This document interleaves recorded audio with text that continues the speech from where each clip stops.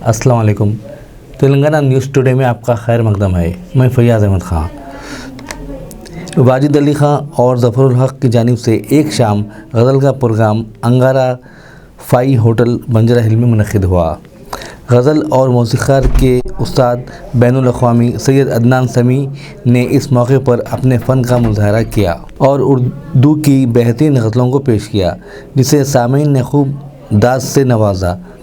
Yes boss events के ज़ेर एहतमाम मुनक़िदा इस तक़रीब में हैदराबाद के मोअज़्ज़िज़ शख़्सियात ने शिरकत की, जिसमें काबिल ज़िक्र अहमद आलम ख़ान, नवाब जावेद, फैसल ख़ान, खलीक़ुर रहमान TRS, आमिना रहमान, जाजिस स्कूल के मेम्बरान ने शिरकत की।